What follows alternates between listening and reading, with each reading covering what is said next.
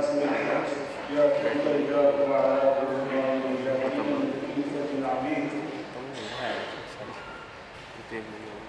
خدائے ابراہیمی پر دنیا کے کونے کونے سے مسلمان جو ہیں بیت اللہ کے حج کی سعادت حاصل کرنے کے لیے رفتے سفر باندھ چکے ہیں، اور یہاں سے بھی بہت سے خوش نصیب جو ہیں وہ اس مبارک سفر کے لیے جائیں گے، جن کی رہنمائی کے لیے چند مزاج شاد ہمارے محترم بھائی عبداللہ شاہ صاحب حفظہ اللہ تعالیٰ کے سامنے بیان کر رہے تھے۔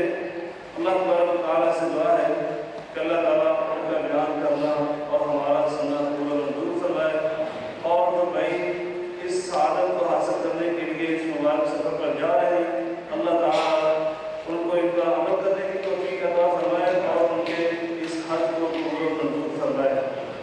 اب آپ کے سامنے ہمارے اس پروگرام کے دوسرے مقرر محترم جناب شیخ خالد صاحب آپ کے سامنے تشریف لاتے ہیں، جو انشورنس کے شرعی حیثیت کے موضوع پر آپ کے سامنے اپنے خیالات کا اظہار کریں گے، اور شیخ صاحب کے ہی سوالوں کے جواب ہیں، اور انشاءاللہ رضی اپنے درس کے بعد آپ کے سوالوں کے جواب بھی وہ دیں گے انشاءاللہ رضی۔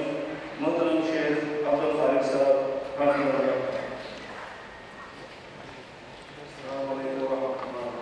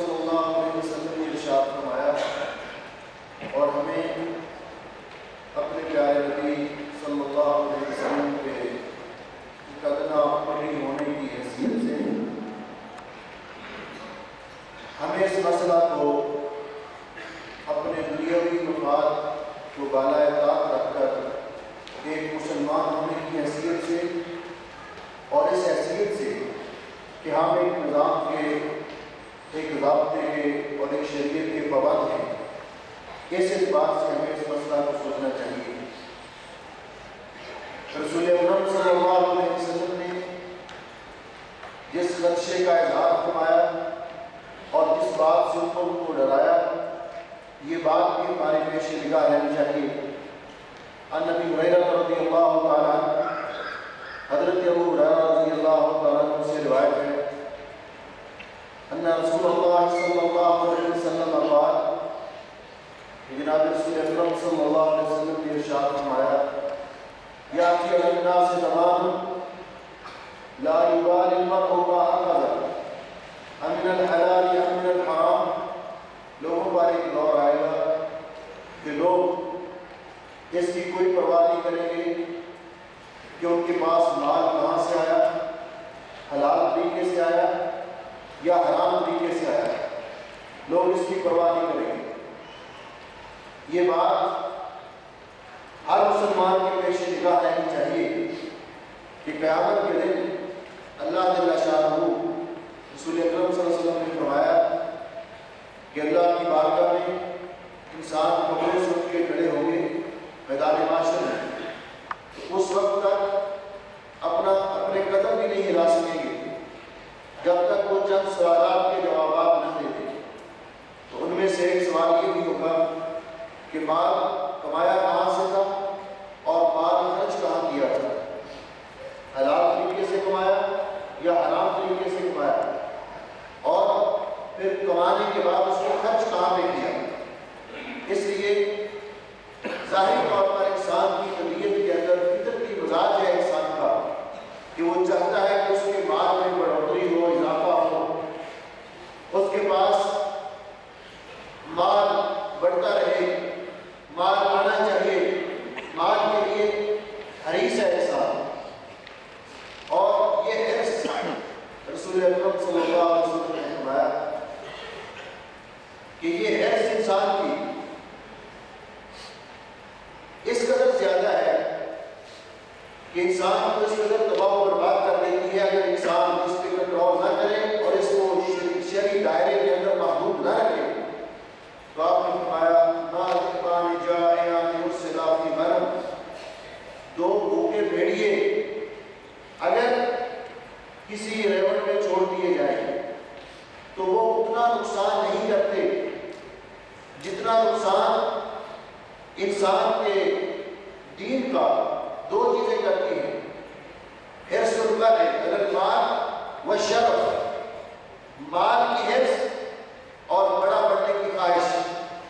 اور قیامت کے دن بھی اللہ رب العزت نے فرمایا کہ مجرم لوگ جب اللہ رب العزت ان کو سزا دے گا، اللہ ہم سب کو محفوظ فرمائے، تو وہاں وہ اس بات کا اقرار کریں گے ما اغنی عنی مالیہ، میرے مال نے مجھے کوئی فائدہ نہ پہنچایا، حالانکہ عنی سلطانیہ، اقرار کریں گے کہ یہ دو چیزیں ہماری تباہی کا باعث ہیں۔ جب انسان اس طرح کے دل فریب اور خوبصورت نعرے سنتا ہے کہ آپ کے بڑھاپے میں اگر آپ چاہتے ہیں کہ آپ کو بچت ہو، اگر آپ چاہتے ہیں کہ آپ کا کوئی نقصان ہو، تو اس کے بدلے میں کوئی آپ کے نقصان کی تلافی کرنے کا کوئی ذریعہ ہو، آپ کے فوت ہو جانے کے بعد آپ کے بچے خوشحال رہیں، آپ بچوں کی شادی بڑی سچ دھج سے کر سکیں، آپ اپنے کاروبار کو فروغ دے سکیں، اور اس طرح کی اور بہت ساری جب انسان سبز باغ دیکھتا ہے تو اس کے دل میں خواہش تو پیدا ہوتی ہے کہ یہ تو ہمارے بہت بڑے خیر خواہ ہیں جو ہمارے ساتھ اتنی بڑی خیر خواہی کر رہے ہیں، تو وہ پھر ایسے نظام کی طرف مائل ہوتا ہے جس نظام کو فارسی زبان کے اندر بیمہ کا نام دیا گیا اور اس کا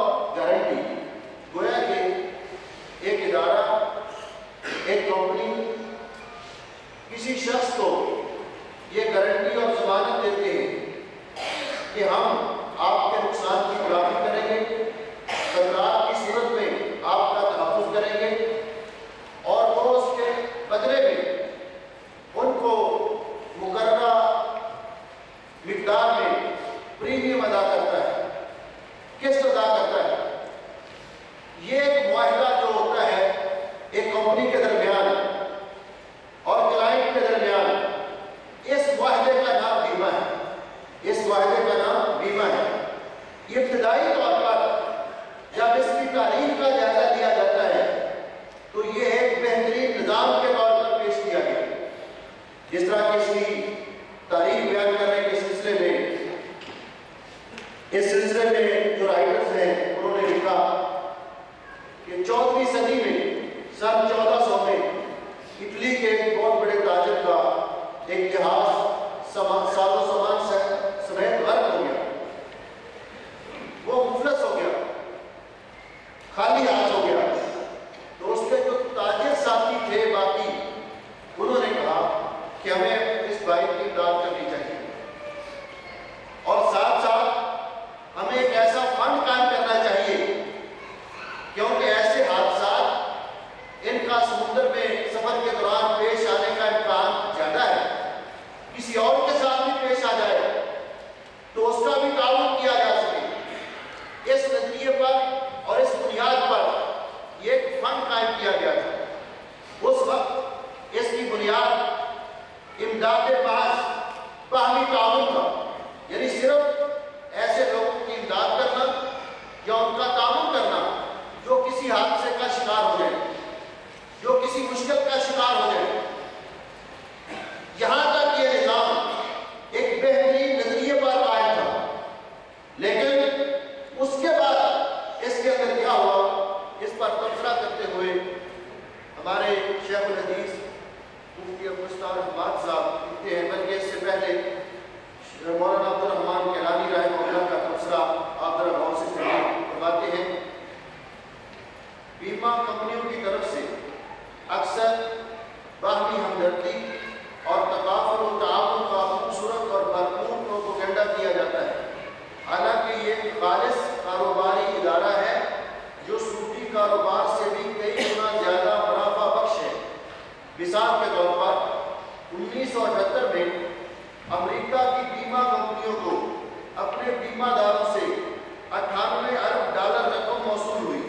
98 अरब डॉलर रकम मौसूल हुई और उसमें से बीमादारों को सिर्फ 4 अरब डॉलर अदा किए गए। इस तरह एक साल के अंदर 94 अरब डॉलर की रकम अपने पास जमा कर, यानी ये मौलाना अब्दुल रहमान कैलानी साहब रहमतुल्लाह का तबसरा है। उसके बाद शेख हदीस अब्दुल सुल्तान हमाद साहब का तबसरा सुनिए। फरमाते हैं, बीमा नजरिए और निज़ाम के एतबार से तो ताउन महज पर कायम था, लेकिन अमली तौर पर जो ज़राए इस्तेमाल किए गए वो खुद इस नजरिए की नफी करते हैं।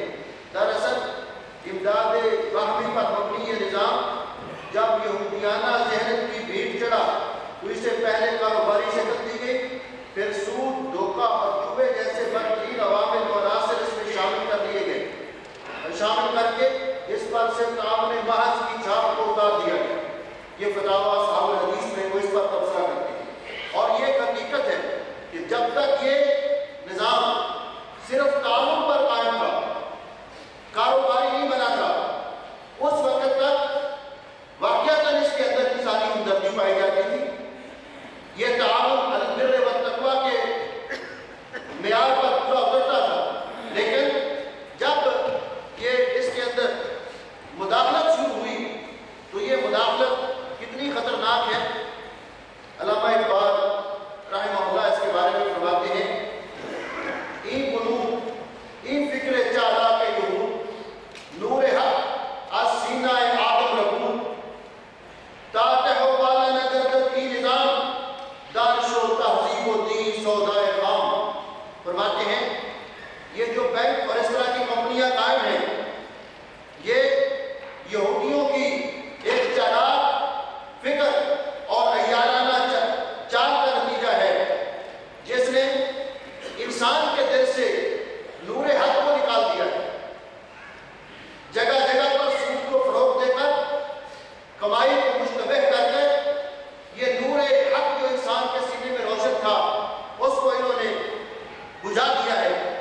फरमाते हैं, ताते हो वाला नगर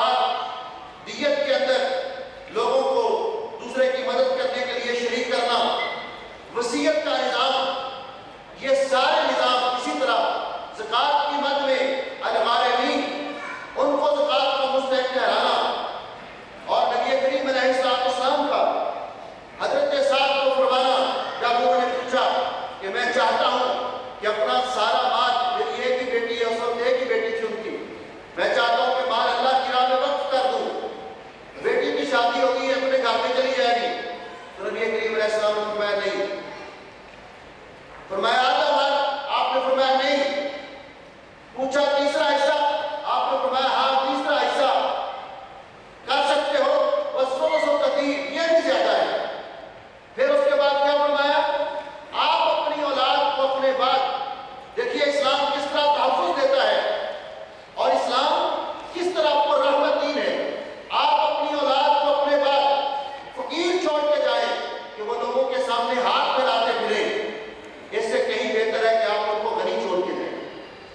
اور دوسری طرف آپ نے یہ حدیث بارہ سنی ہوگی کہ یہ جو تلافی ہے کس طریقے سے, یہ تحفظ کس طریقے سے, جائز اور حلال طریقے سے. حدیث پاک ذرا غور کیجیے کہ رسول اکرم صلی اللہ علیہ وسلم سے پوچھا گیا شراب کے بارے میں, تتخذ خلا, کیا شراب کا سرکہ بنانا جائز ہے؟ اس حدیث کے پیچھے جو واقعہ ہے, واقعہ یہ تھا کہ حضرت ابو طلحہ رضی اللہ تعالیٰ عنہ نے نبی کریم علیہ السلام سے پوچھا کہ جب شراب کی حرمت کا حکم نازل ہوا تو ان کے پاس بہت ساری شراب جمع تھی جو یتیم بچوں کی تھی. حدیث پر ذرا غور کیجیے. انہوں نے رسول اکرم صلی اللہ علیہ وسلم کی خدمت میں عرض کیا کہ حضرت شراب کی حرمت کا حکم نازل ہو چکا ہے, یہ شراب یتیم بچوں کی ہے, اس کو اگر بہا دیں گے ضائع ہو جائے گی, کیا ہم اس سے سرکہ بنا لیں تاکہ کارآمد ہو جائے, ان کے بھی کام آ جائے؟ تو نبی علیہ السلام نے فرمایا لا, نہیں, جو حرام ہے وہ حرام ہے. یہ مال جمع کرنا, یہ تحفظ دینا حرام طریقے سے, شریعت نے اس کی اجازت نہیں دی. شریعت نے جائز اور حلال طریقے سے تحفظ دیا ہے. اب اشکال کیا ہے, عمومی طور پر جو بیمہ کمپنیاں دنیا میں رائج ہیں اس کے بارے میں کہ ان کے ساتھ کاروبار کرنا, انشورنس کروانا, بیمہ کروانا, اس کی بہت ساری قسمیں ہیں, لیکن میں صرف ایک قسم کا تذکرہ اقتصاد کے ساتھ ذکر کرنا چاہتا ہوں جس کا ہر آدمی کے ساتھ تعلق ہے اور اس کو سبز باب دکھا کر اس پہ تیار کیا جاتا ہے. وہ ہے لائف انشورنس, بیمہ زندگی, التأمین والحیات, بیمہ زندگی کروانا. مسئلہ صرف یہاں تک نہیں رہا, ابتدائی طور پر یہ نظام شروع ہوا تھا املاک پر,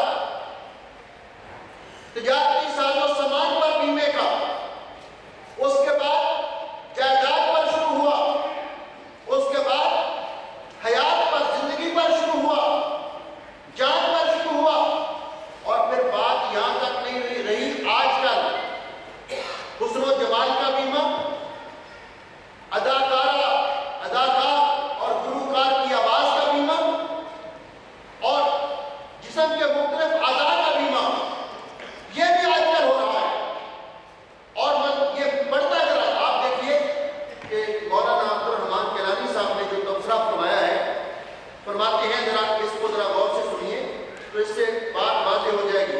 فرماتے ہیں بیمہ میں سود کا عنصر بھی پایا جاتا ہے, جوئے کا بھی, غرض کا بھی, کیونکہ شرائط طے کرتے وقت نہ بیمہ دار کو پتا ہوتا ہے کہ وہ کیا کچھ ادا کرے گا, اور نہ کمپنی کو پتا ہوتا ہے کہ ان کو کیا کچھ لینا ہے. گویا کہ عوضین میں سے کسی ایک عوض کی بھی تعین نہیں ہو سکتی اور ایسی بیع ناجائز ہے, لیکن یہ کاروبار سود سے بھی زیادہ منافع بخش ہے.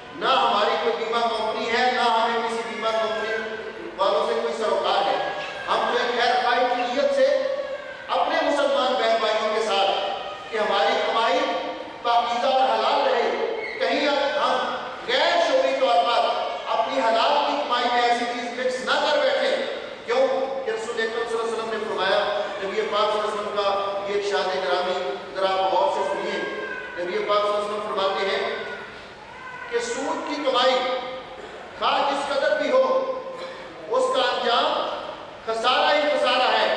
حدیث پاک کے الفاظ سنیے، نبی کریم علیہ السلام نے ارشاد فرمایا کہ سود کی کمائی، عن ابن مسعود رضی اللہ تعالیٰ عنہ قال قال رسول اللہ صلی اللہ علیہ وسلم الربا وإن قصر فإن عاقبته تصير إلى قلب۔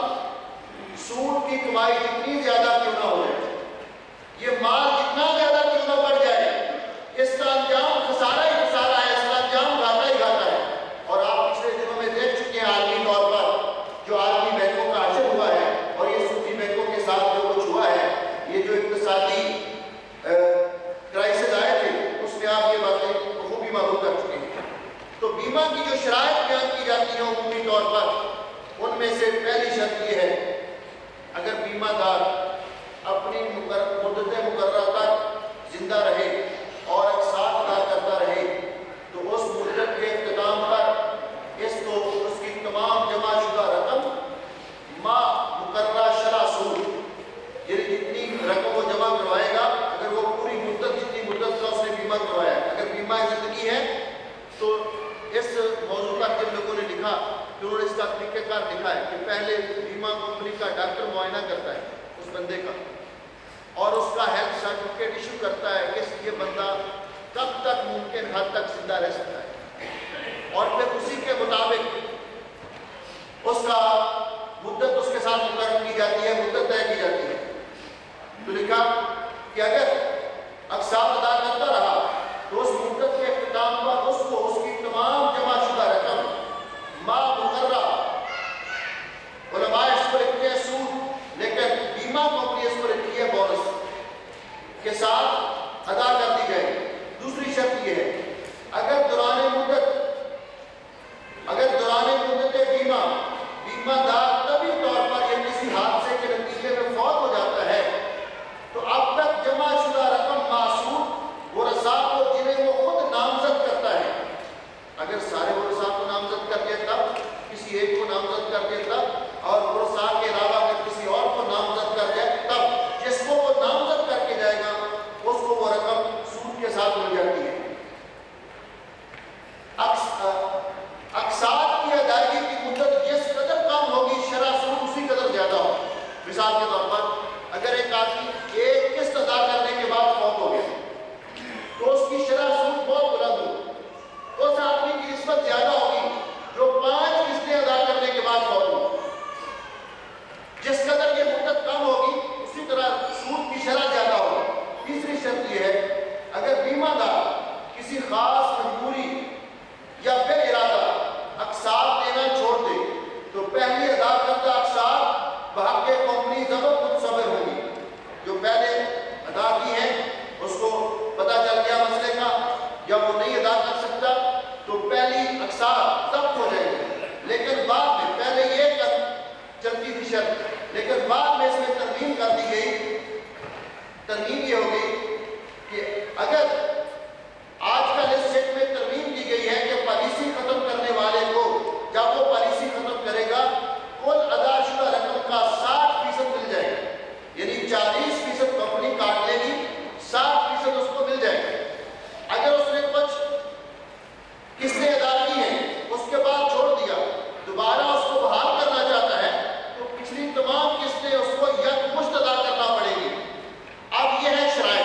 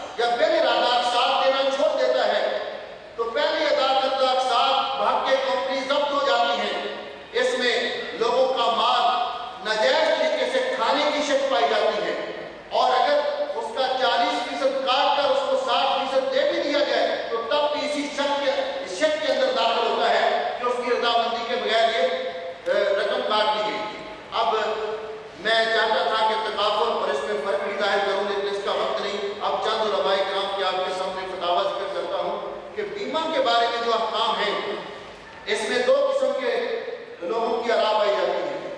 مثال کے طور پر درج ذیل علماء نے بیمہ پالیسی کو ناجائز اور حرام قرار دیا ہے. مثلا شیخ محمد البقی مصر کے سابق مفتی رحمہ اللہ، شیخ علامہ احمد بن ابراہیم الحسینی یہ بھی مصری شیخ ہے، شیخ عبد الرحمن طلحہ سابق مفتی مصر، شیخ محمد ابو زہرہ، شیخ عبداللہ سابق مفتی اردن، ڈاکٹر صدیق الدری، شیخ رشید رضا مصری، شیخ عبد الرحمن تاج، شیخ عبید اللہ رحمانی، شیخ ابن باز، شیخ العثیمین، سعودیہ کے اللجنہ الدائمہ، رابطہ اسلامی کا مجمع الفقہ الاسلامی، شیخ الحدیث حافظ ثناء اللہ مدنی، شیخ الحدیث حافظ المنان نور پوری رحمہ اللہ، شیخ الحدیث حافظ دستار حماد، مولانا ابو العالی مودودی، شیخ نعیم صدیقی، ڈاکٹر فضل احمد، شیخ محمد حسان اور دیگر بہت سارے علماء نے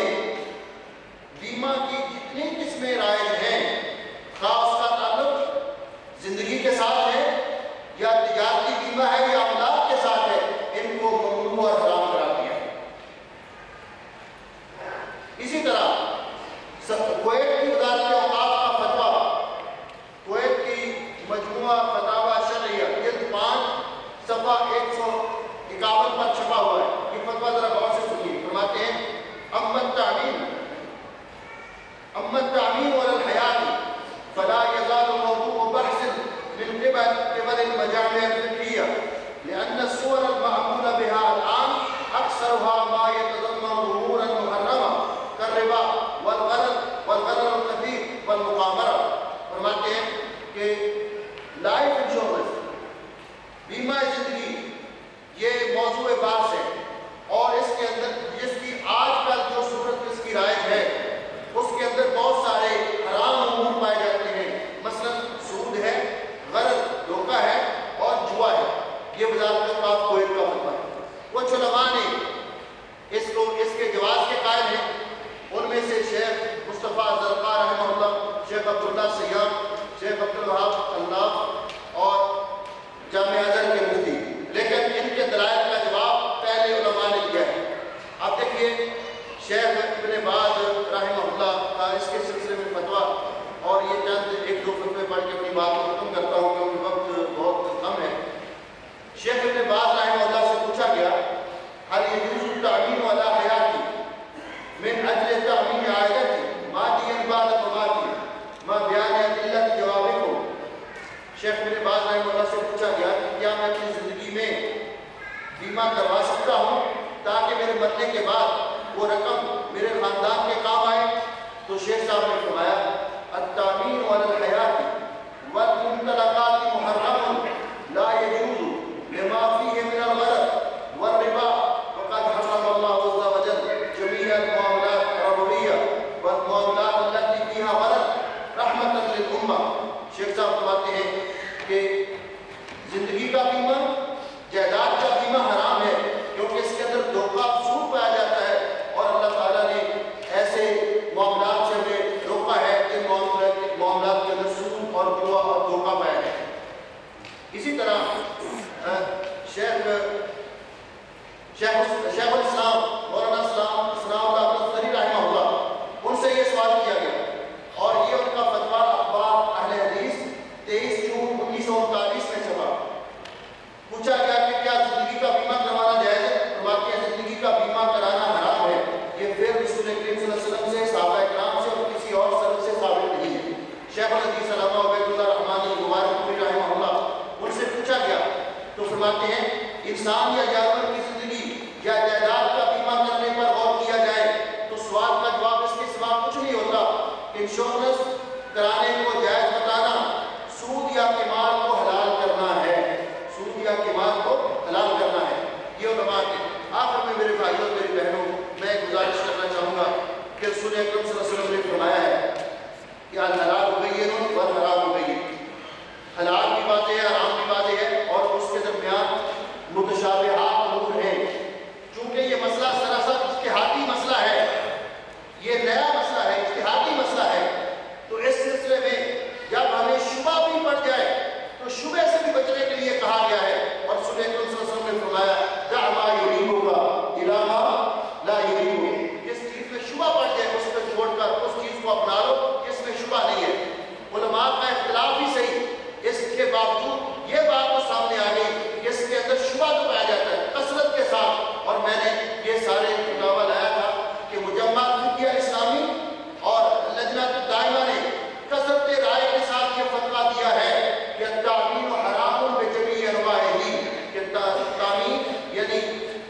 انشورنس کی تمام قسمیں حرام ہیں.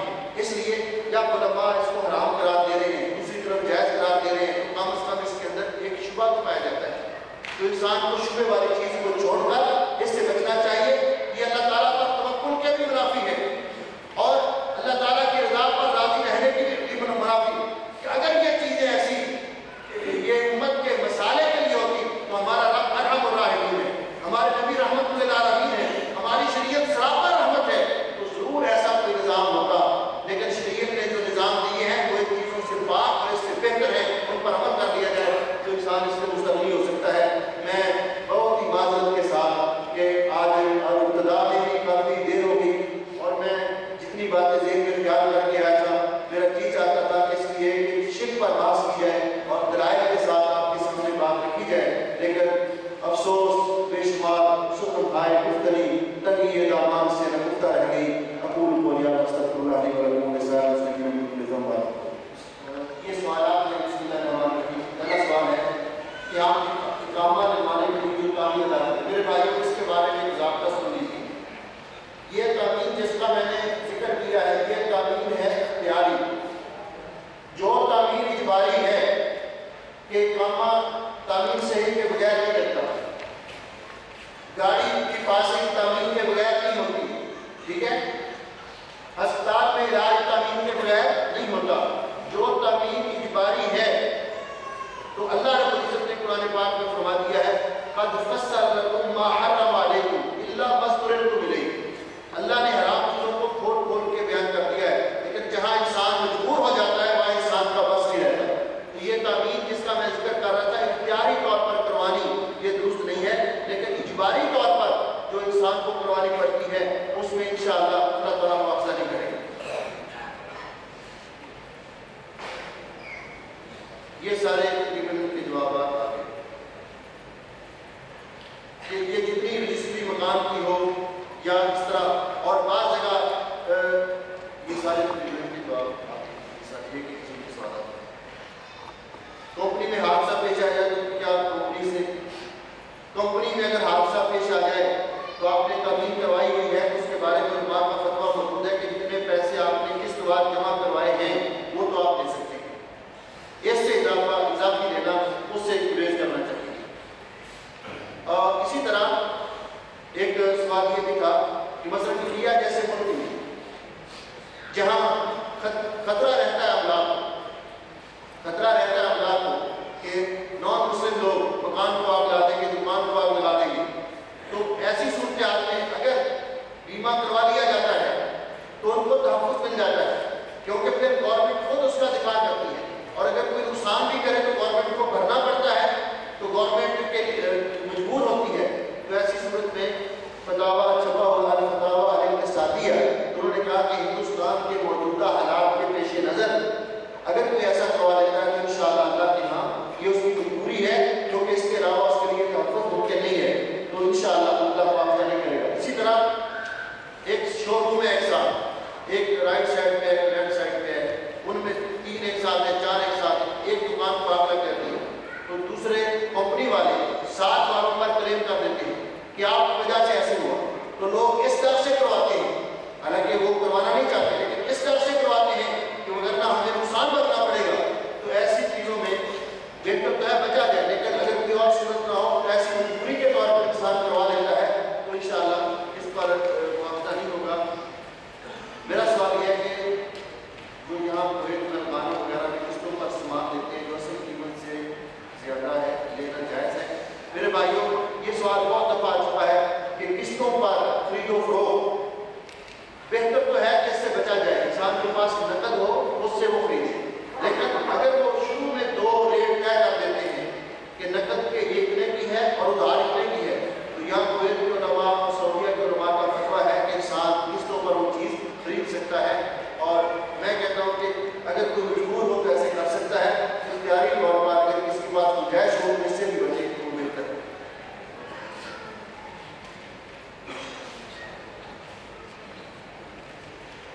انٹرسٹ کا پیسہ کسی فرد کو دیا جا سکتا ہے, پیسے دینے والے کی نیت نیکی گمانا نہ ہو. سود کا پیسہ किसी को भी देना, जिसको आप इंसान खुद अपने लिए पसंद नहीं करता दूसरे के लिए भी पसंद नहीं करना चाहिए, उसको छोड़ देना चाहिए। लेकिन अगर छोड़ने में नुकसान हो तो फिर किसी ऐसे बंदे को दे दिया जाए जिस पर बैंक का सूद चढ़ा हुआ है, ताकि वो देकर वो उसको दे दे, या इंसानी हमदर्दी के तौर पर किसी गैर मुस्लिम को दे दे। मुसलमान को पर वो सर्व नहीं करना चाहिए। भाई तो वहाँ पे ज़्यादा भाई उल्ला साहब ने जिक्र किया था कि इंसान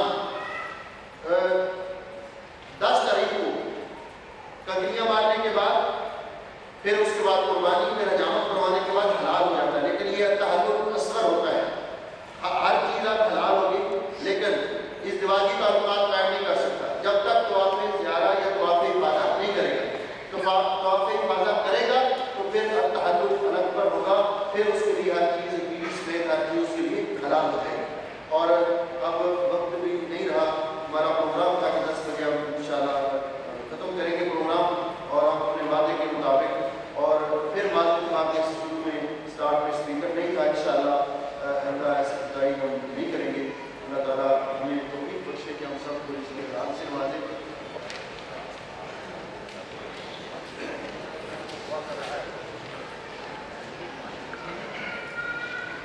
मैं दुआ के लिए मतलब शेख आलम साहब से गुजारिश करता हूँ कि है आपके सामने शेख साहब इतने साथ के साथ बीमा का इसी करने में कुछ गुजारिश आप पेश कर रहे थे। अल्लाह ताला सदा अल्लाह ताला हमें सब है और मुश्किलात से भी बचने की तौफीक अता फरमाए। बहुत सारे सवाल हैं जैसे शेखर ने आपको बता दिया है, उसको इंशाल्लाह जहाँ जहाँ होता है वहाँ पर अच्छा काम और जारी है। आप साथी वहाँ पर तशरीफ लाएँ, और इंशाल्लाह उम्मीद तो ये है कि आपको अपने सवाल के जवाब मिल जाएंगे। अगर किसी का सवाल रह जाएगा तो इंशाल्लाह करने के बाद 3 साल से पूछ सकते हैं। चंद एक ऐलानात है दुआ से पहले, एक हमारे भाई ने दारुल कुरान के लिए कहा है, तो दारुल कुरान का मिशन फिलहाल बंद हो गया है, और कोई साथी वैसे आना चाहे क्लास में बैठना चाहे तो आमन सालों में बैठ सकता है, शहीद में भी और फलानिया में भी। इसी तरह आइंदा प्रोग्राम जो है वो इंशाअल्लाह 1 नवंबर को होगा। आइंदा प्रोग्राम 1 नवंबर को होगा इंशाअल्लाह।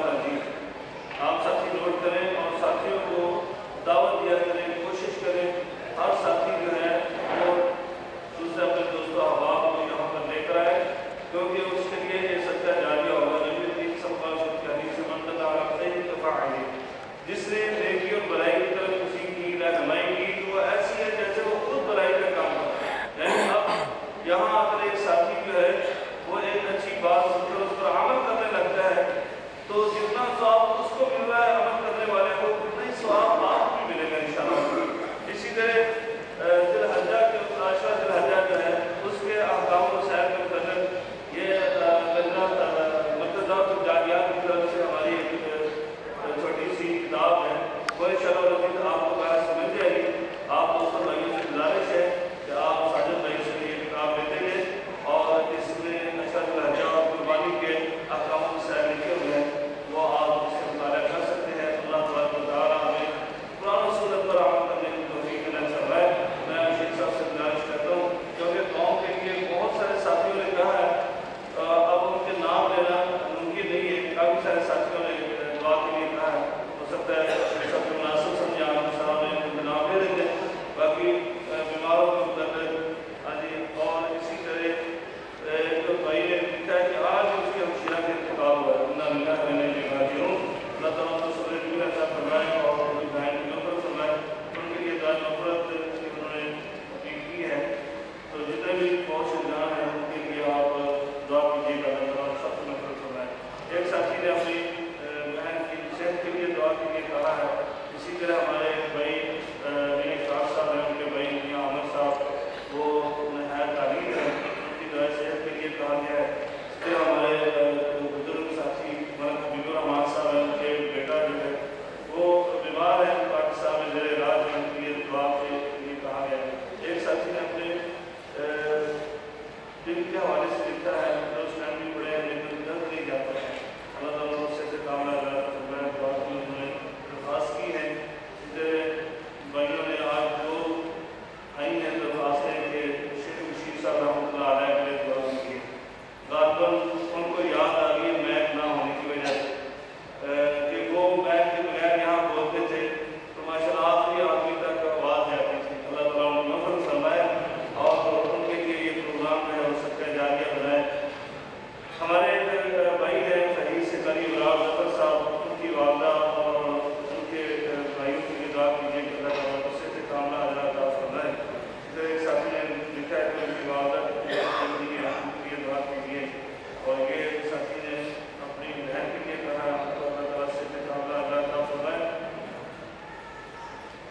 یہ ساتھیوں نے دعا کی اور مختلف ساتھیوں نے دعا کی اپیل کی ہے.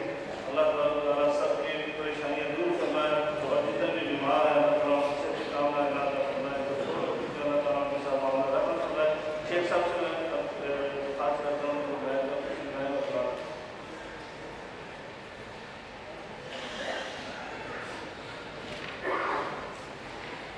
أعوذ بالله من الشيطان الرجيم. بسم الله الرحمن الرحيم. وإلهكم إله واحد لا إله إلا هو الرحمن الرحيم. بسم الله الرحمن الرحيم. الله لا إله إلا هو الحي القيوم. اللهم إنا نسألك بأننا نشهد أنك أنت الله لا إله إلا أنت الأحد الصمد الذي لم يلد ولم يولد ولم يكن له كفوا أحد. اللهم صل على محمد النبي الأمي وأزواجه أمهات المؤمنين وذريته وأهل بيته كما صليت على آل إبراهيم إنك حميد مجيد. ربنا ظلمنا أنفسنا وإن لم تغفر لنا وترحمنا لنكونن من الخاسرين. اللهم إنك عفو تحب العفو فاعف عنا. اللهم فاطر السماوات والأرض أنت ولينا في الدنيا والآخرة. توفنا مسلمين وألحقنا بالصالحين. اللهم توفنا مسلمين وألحقنا بالصالحين. رب کریم غفور رحیم. اللہ ہمارے گناہوں کو معاف فرما. یا اللہ ہم سے جو جان بوجھ کر ہوئے بھول کر ہوئے اللہ تمام گناہوں کو معاف فرما. یا اللہ دین پر استقامت نصیب فرما. یا مقلب القلوب ثبت قلوبنا على دینک.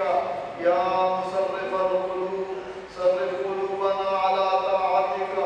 اللهم آت نفوسنا تقواها وزکها انت خیر من زکاها انت ولیها ومولاها. رب کریم ہمارے دلوں میں اپنا تقوی پیدا فرما. اللہ ہمارے دلوں کو پاک صاف فرما دے. یا اللہ ہمیں دین پر استقامت نصیب فرما دے. اللہم احسن عاقبتنا فی الامور کلها واجرنا من خزي الدنیا وعذاب الآخرہ. رب کریم ہمارے حال پر رحم فرما. اللہ ہم سے جو غلطیاں ہوئی معاف فرما. یا اللہ ہمارے دنیا کے بھی کام سوار دے.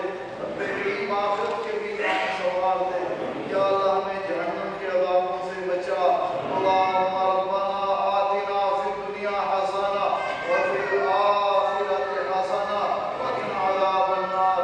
اللہم انا نعوذ بک من جہد البلاء ودرک الشقاء وسوء القضاء وشماتة الأعداء. اللهم إنا نعوذ بك من زوال نعمتك وتحول عافيتك وفجاعة نقمتك وجميع سخطك. اللهم طهر قلوبنا من النفاق وأعمالنا من الرياء وألسنتنا من الكذب فإنك تعلم خائنة الأعين وما تخفي الصدور. رب کریم ہمارے گناہوں کو معاف فرما. یا اللہ دنیا میں بھی ہمیں دین پر استقامت نصیب فرما. اللہ مرتے وقت کلمہ نصیب فرما اور جنت میں اپنے حبیب صلی اللہ علیہ وسلم اور آپ کے صحابہ کرام کی رفاقت نصیب فرما. یا اللہ ہمیں جو بیمار ہیں انہیں شفاء کاملہ عاجلہ عطا فرما. اللہم رب الناس اذھب الباس واشف انت شافی لا شفاء الا شفاءک شفاء لا یغادر سقما. اللہ ایسی پیاری صحت عطا فرما کہ اس کے بعد بیماری نہ رہے.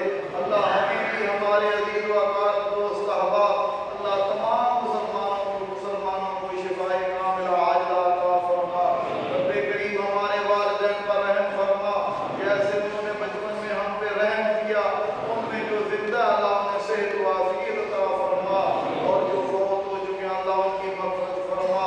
اللہ ان کی قبروں کو جنت کے باغ بنا.